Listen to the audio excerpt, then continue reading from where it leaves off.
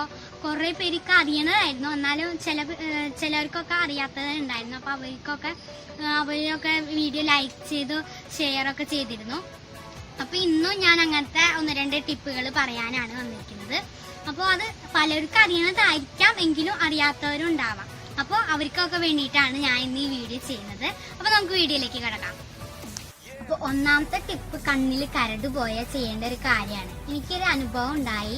അത് അന്ന് ഒരു വീഡിയോ ഇട്ടിരുന്നു, പാർട്ടി പേപ്പർ ഉണ്ടാക്കണത്. അപ്പോൾ അന്ന് പൊട്ടിച്ചപ്പോൾ കണ്ണിൽ ഗിൽറ്റ് പേപ്പർ പോയിരുന്നു. അപ്പോൾ നമ്മൾ അങ്ങനെ ചെയ്യുമ്പോൾ നമ്മൾ കണ്ണിൽ പോവുമ്പോൾ നമ്മളത് കണ്ണ് തിരുമ്മരുത്.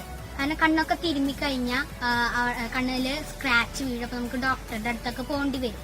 അപ്പോൾ നമ്മൾ ചെയ്യേണ്ട ഒരു ടിപ്പാണ്, അതായത് നമ്മൾ കയ്യിൽ ഇത്തിരി വെള്ളം എടുക്കുക. എന്നിട്ട് ഏത് കണ്ണിലാണോ പോയേക്കണേ ആ കണ്ണിൽ ഇങ്ങനെ വെച്ചിട്ട് ആ കണ്ണ് തുറക്കടക്കുകയും ചെയ്യും. അപ്പോൾ ഇങ്ങനെ ചെയ്യുമ്പോൾ ഈ കരട് പുറത്തേക്ക് പോകും. അപ്പോൾ ഇതിന് പറയുന്നത് ഫ്ലഡ് ഔട്ട് ചെയ്യാന്നാണ്. അപ്പോൾ വെള്ളം പോയിട്ട് കരട് കൂടി തിരിച്ചു വരും, കയ്യിലേക്ക് കരട് തിരിച്ചു വരും. അപ്പോൾ വളരെ എളുപ്പമായിട്ട് നമ്മൾ തോർത്തോണ്ടൊക്കെ ചെയ്യും, കണ്ണ് തിരുമ്മും. അപ്പോൾ അങ്ങനെയൊക്കെ ചെയ്യുമ്പോൾ സ്ക്രാച്ച് വീഴാൻ ചാൻസ് ഉണ്ട്. അതുകൊണ്ട് അപ്പോൾ നമുക്ക് ഡോക്ടറുടെ അടുത്തൊക്കെ പോകേണ്ടി വരാം. അപ്പോൾ അതുകൊണ്ടാണ് നമ്മൾ ഈ രീതി ഫ്ലഡ് ഔട്ടിങ് എന്ന രീതിയിലൂടെ ചെയ്യണത്. അപ്പോൾ ഇങ്ങനെ ചെയ്യുകയാണെങ്കിൽ കണ്ണിന് ഒരു പ്രശ്നമില്ലാണ്ട് കരട് പുറത്തു പോകും.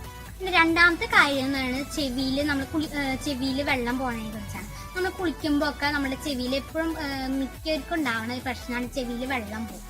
അപ്പോൾ അത് കളയാൻ വേണ്ടിയിട്ട് കുറച്ച് വെള്ളം ഒഴിച്ചിട്ട് ഇങ്ങനെ ചെയ്യുന്നവരുണ്ട്, ചിലർ ബഡ്സ് ഇടുന്നവരുണ്ട്. അപ്പൊ അങ്ങനെയൊന്നും ചെയ്തിട്ട് ഒരു കാര്യമില്ല. നമ്മൾ അപ്പോൾ ചെയ്യേണ്ട ഒരു കാര്യം, ഒന്നെങ്കിൽ നമ്മൾ കുളിക്കാനുമ്പോൾ തുറത്താൻ ഉപയോഗിക്കുന്ന തോർത്ത് മുണ്ടോണ്ടോ അല്ലെങ്കിൽ ഒരു കോട്ടൺ ടവലോ അങ്ങനത്തെ എന്തെങ്കിലും ഉണ്ടോ അത് നനയ്ക്കാം. അത് നനച്ചിട്ട് അത് ഇങ്ങനെ ചുരുട്ടണം. അതിങ്ങനെ നേരെ ചുരുട്ടിയിട്ട് നമ്മൾ ചെവിയിൽ ഇങ്ങനെ ചെയ്യാം. എന്നിട്ട് ഇങ്ങനെ ചെയ്ത് കഴിയുമ്പോൾ ഇത് തല ഇങ്ങനെ ചെരിച്ചിട്ട് വേണം ചെയ്യാം. ഏത് ചെവിയിലാണ് പോയി, ഇങ്ങോട്ട് ഈ ചെവിയിലാണെങ്കിൽ ഇങ്ങോട്ട്, ഈ ചെവിയിലാണെങ്കിൽ ഇങ്ങോട്ട്.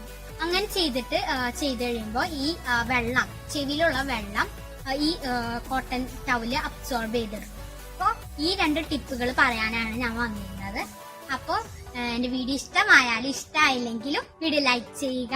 അപ്പോൾ ചാനൽ സബ്സ്ക്രൈബ് ചെയ്യാൻ മറക്കരുത് കേട്ടോ. അപ്പോൾ ബെല്ലൈക്കൺ കൂടി പ്രസ് ചെയ്യുക. അപ്പോൾ താങ്ക് യു.